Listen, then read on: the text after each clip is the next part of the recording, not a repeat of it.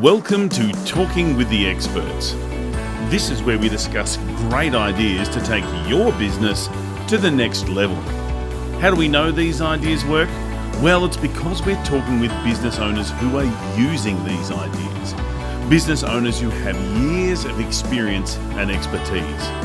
All things business by business owners for business owners. And now, here is your host, Rose Davidson.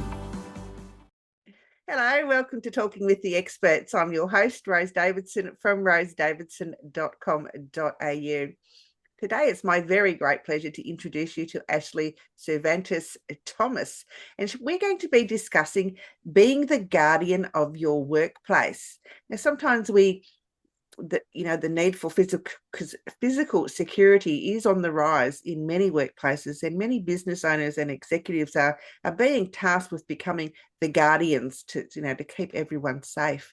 So a little bit about Ashlee. She is a seasoned security executive who is passionate about all things related to security solutions, physical risk mitigation and management. She holds a master's in business administration from the University of California. And in her 15-plus year career, she has overseen hundreds of security professionals who specialise in armed security and executive protection. Ashlee is based in Northern California, where she serves as the Chief Executive Officer of Guardian Protection Force Incorporated, as well as the founder of Guardian Security Solutions. It's a full-service technology-centred security operations centre. Ashlee has built a legacy established by prioritising core values each day to deliver the highest calibre security service to our communities and to our customers. Her ultimate mission is to be the guardians of the communities that she serves. Ashlee, welcome to Talking with the Experts. It's such a pleasure to meet you. Rose, the pleasure is all mine. It never stops ceasing to amaze you when I hear somebody introduce me that way, and I get to say, "Oh, I did. It was me. I did do those things. Those are true. That is accurate." So it's always a pleasure, and it is truly my life's passion and the career I feel very called to, and so I'm happy to be here talking about it with you, and hopefully I'll be able to add some value for your audience today as well. Wonderful.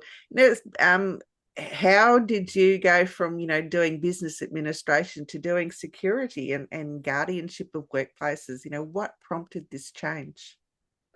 Yeah, so here in the US, I started out in a pretty large segment of the private security industry, which we call loss prevention. And so I know it's a little different and looks a little bit different in different markets and different countries. But for us, retail loss prevention, at that time, anyways, when I was working in the field, it was a lot of undercover, so plainclothes. I was a young Hispanic female. I was one of the only women in the division that I worked for. And I definitely was by far the youngest at the time. And so I really got a unique opportunity to explore that field that I sort of just fell into. I had started out working as like a sales associate.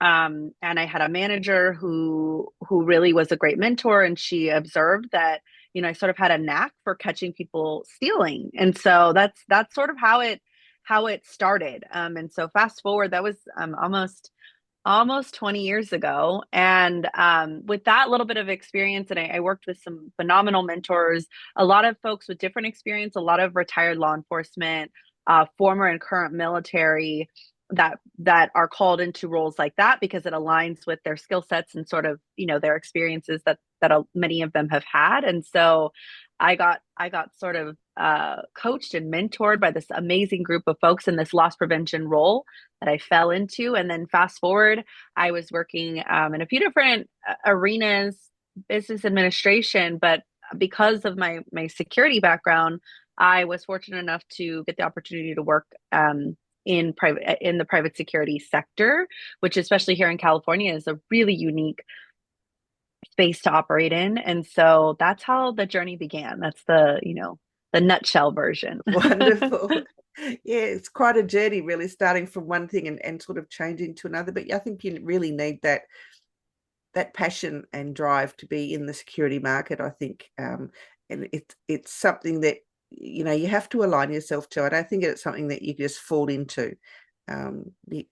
That's my thinking anyway. I don't know how you think about that. Yeah, absolutely. I mean, I think there's definitely a mentality that comes more naturally to some folks. And I think some folks are just, a little bit more naturally drawn to fall into that protector role or fall into that safety, they're safety minded folks, right? And so I grew up in a little bit of a rougher neighborhood, and I'm sure that played a part, right? Each of us have our own unique makeup and story. And so I'm sure all of those factors absolutely have played a part in my journey anyways. And a lot of the professionals that I work with, I know that that's been their experience as well. Yeah, no doubt. I'd like you to maybe share an overview of the physical security market, the landscape in the US at the moment. Yeah, it's a really unique and fascinating market to be in. And I will say that's been part of my growth journey has just been I'm a lifelong learner and there's so much to learn. I'm far from an expert on the market itself, but what I'll say is what's unique about the market here in California and the United States at large is we really have some unique factors contributing to security concerns in the U.S. Right, so it's no secret to U.S. citizens and certainly not to the rest of the world.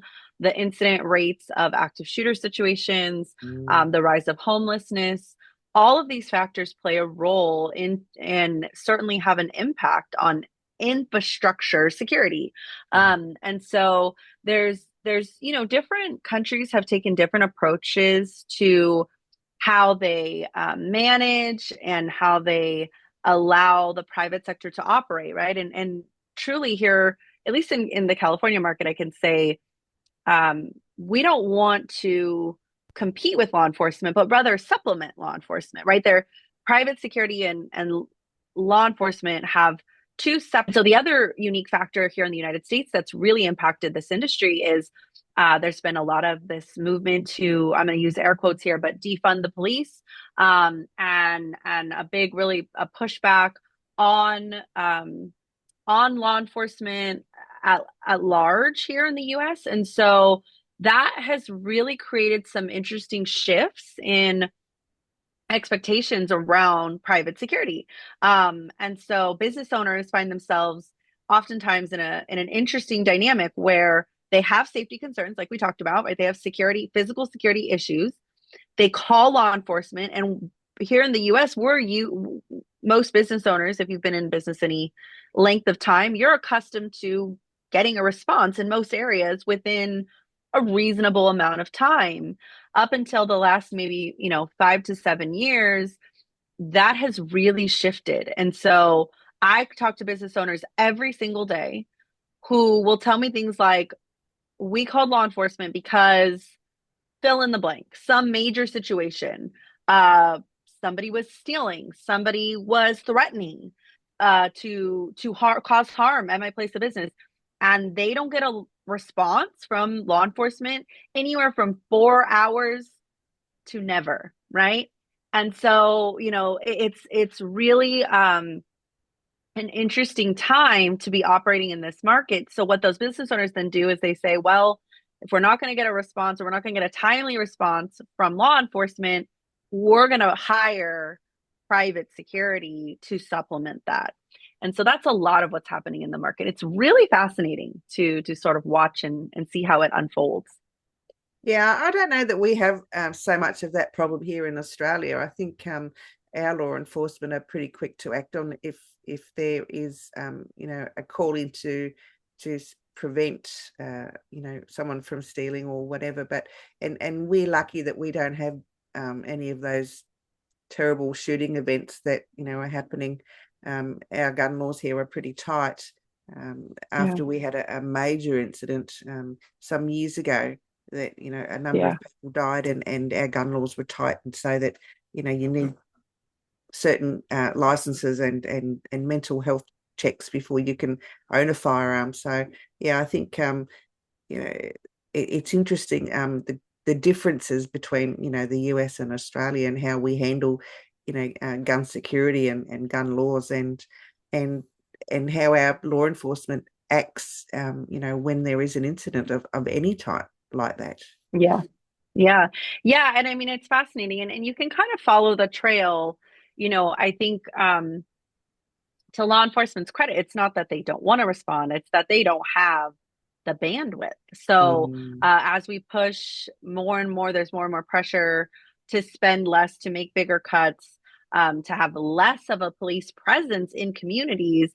This concept of active community policing has been really just kind of dumped on its head. I mean, just 50 years ago, what you would see in most major cities in the United States, regular, we call them beats for the patrol officers that would be patrolling a certain set district. There would be two officers per vehicle with a backup or a floater who was able to row between districts to provide that additional support. And so that, just 50 years ago, that is how that looked.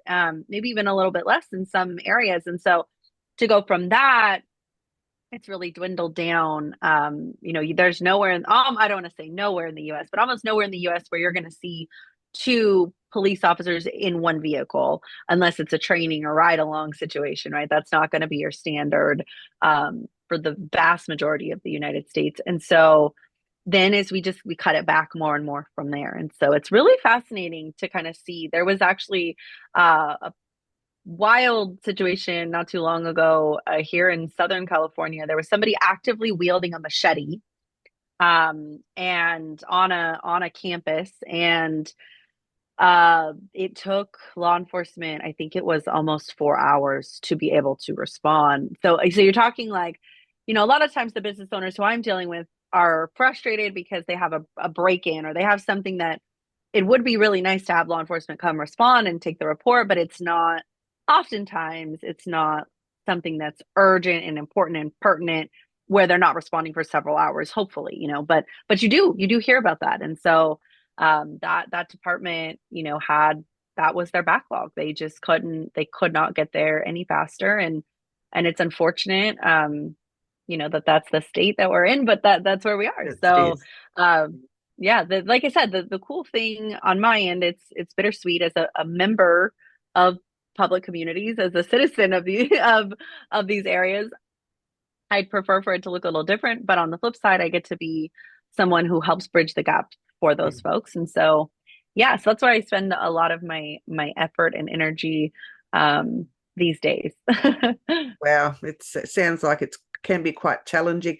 Now, I'd like you, maybe if you could make an introduction to some risk assessment and workplace violence prevention planning, because I know even here in Australia there are instances where there is violence in the workplace. How can we mitigate that? How can we better prepare our workplaces to minimize violence? Yeah, it's such a great question, and it's a huge passion. We've had here at Guardian Protection Force, we have had a workplace violence prevention program available to our clients and their employees for, gosh, I don't know, over a decade now. And it's interesting, in California in particular, we just passed a law last year that finally mandated workplace violence prevention planning for all employers. And so what's interesting about that is we offered this as an enhancement, as, something that people really cared about because they cared about it, not because it was a requirement, to now we're getting lots and lots of phone calls. Can you help us write this workplace violence prevention plan? And of course, we want to help people. But at the same time, what's interesting is, if you're just doing it to check the box, it's a very different conversation than if you are truly interested in preventing violence in your workplace. And so I think for your listeners there in Australia, I don't know what the requirements or regulations are around it, but it is something truly I can tell you every workplace can benefit from. And I have yet to run into an HR administrator or an owner operator or an operations person who I couldn't spend 20 minutes to an hour with and convince them how creating these plans wouldn't benefit their business, right? Like and I'll give you an example. I have a florist as a client. And, some people are like, oh my gosh, what could a florist ever need workplace violence prevention? Like, who goes to a florist and is upset, right? But the reality is, my florist is my client for a reason. And so there truly there's no business in the world that can operate I'm sorry, there's no business in the world that is operational that would not benefit from considering how to prevent violence in their workplace, whether it's customer to employee, employee to employee, or unfortunately, here in the US, one of the most common forms of violence in the workplace that's been documented over the years is actually someone who knows your employee who's there not for purposes of business.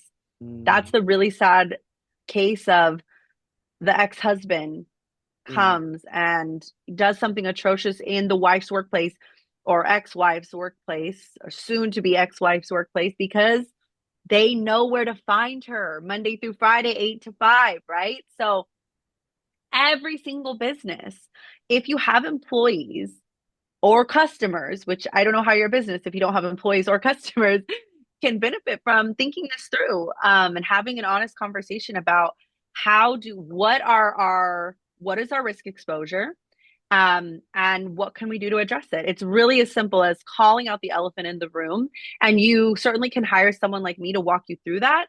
But I think where it starts for most businesses of all sizes is truly just asking the question, where is my risk? What is my exposure? It's calling out the elephant in the room, the thing that none of us want to talk about. I shouldn't say none of us. I have people that I work with that's all they want to talk about because that's what they do. But most folks, it's not the highlight or the top of your to-do list in most cases. But it does boil down to life or death situations. And if you could prevent even one incident from happening because you thought through what could happen or how you could create barriers, that's a huge win. And so I think that's what gets me really excited in talking about this and coming on with folks like you, Rose. Thank you for this opportunity just to share that piece of it. So I'd love to go, I could talk about this all day. So I'll let you kind of dictate, what else can I share that might be helpful in that realm for your listeners?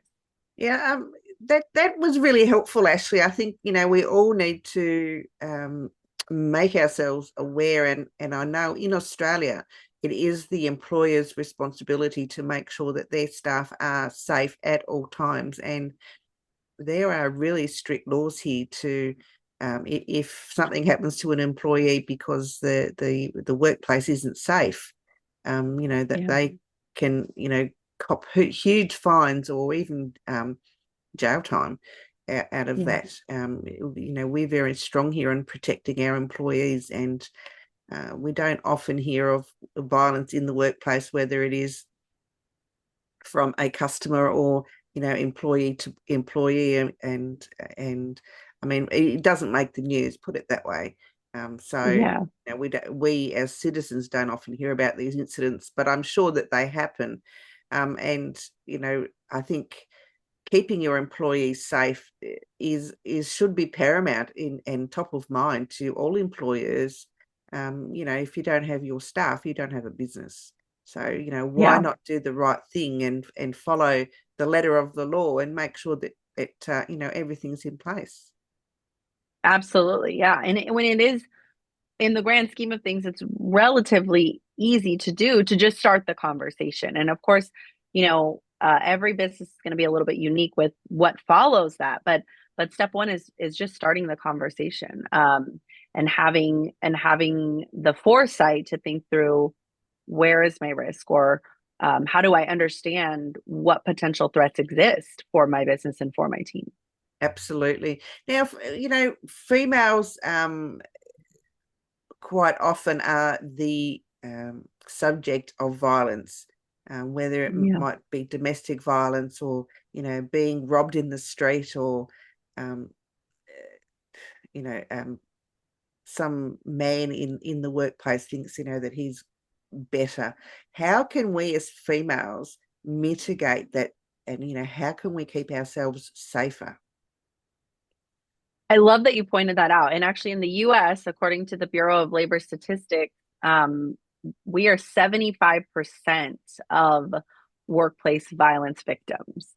So females account for the vast majority of violence that occurs in many arenas. But specifically, if we're going to talk about the workplace, we represent 75% against of all violence is taken against female employees. So I think that's such a fantastic question. And I'm a big proponent and fan of women's basic self-defense and women just sort of understanding situational awareness.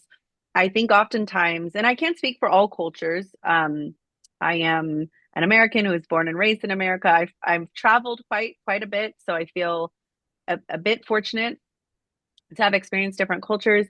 And I can say in my experience, oftentimes women are trained to ignore our primal senses that are designed to keep us safe. We are trained from birth in many cultures, again, not all, but most cultures that I'm familiar with, train women to be respectful and polite. And we don't want to make others feel uncomfortable. And so, unfortunately, what that translates to is we have desensitized ourselves to the instincts that are, given to us at birth to keep us safe. And so there's lots of examples and so much research that's been done about that. And it's so disheartening for me as a woman who loves to empower other women to hear about these situations. So I think number one, situational awareness. I think for women, we have to know your instinct is a gift, and you should not and you cannot ignore it when it comes to your safety. Your safety is paramount. So the example I always like to give, the gentleman who's trying to be friendly and is very I won't say aggressive in this context, but in any other context you would probably call him aggressive, but he's just being friendly. He just wants to help you carry your groceries even though you told him 16 times you didn't need help. In those instances, let me say, woman to woman, you have permission to be rude. You have permission to say, thank you very much, but I said I have this. You have permission to draw that firm boundary.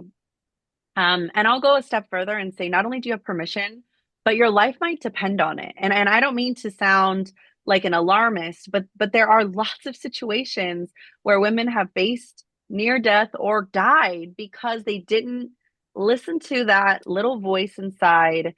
They didn't execute those effective boundaries. They didn't want to make a scene. They didn't want to be viewed as rude or dismissive, and it's cost some dearly. And so I think that's the biggest thing is like when we're aware of our situation, of all situations at all times, right? We were in tune with what is happening around us. The other big issue today, and it's not just for women, but it certainly applies to women more because we know women are so much more likely to be victimized. And it's this guy, right? We are all so distracted, right? I cannot tell you how often I see women, men, people, right? We just walk around like this, walking through parking lots, walking through whatever. And it is physically impossible to be situationally aware when you're distracted to that extent. And so, we hear stories of people just getting run over by cars, forget someone who's actually trying to cause harm. It's so much easier to pick out the person who's distracted and not paying attention. And so for women, I think that is just really huge. And I would say those are the two big takeaways, right? Situational awareness and trusting your instinct are the most important keys for women. Great tips, Ashlee. Thank you so much for sharing. If you want to find Ashlee anywhere on the webs, you can find her on Facebook at Guardian Protection Force, on LinkedIn at Guardian Protection Force. She's also got a website, gpfsecuritycorp.com, and she's on Instagram. And she has a product or service that you would like to share with us today, Ashlee. Yeah, I would love to offer a no-cost risk assessment for anyone that is interested, and we can do those virtually. So although I am based in California, I service clients throughout the US, and I have worked a little bit internationally. So I'd be happy to to offer a no cost, no obligation risk assessment to any of your listeners that would love to learn a little bit more about how to get started. And while I may not be familiar with all of the markets or the Australian market in general, I definitely have a little bit of background and lots of connections globally that I could help point you to a great contact if anyone is interested in that. Wonderful. Ashlee, I think safety is safety. It doesn't matter what country you're living in. And I think, the rules around being safe and staying safe, transcend borders. Absolutely. I couldn't agree more, Rose. Is there anything that you'd like to share with our audience other than what we've discussed already?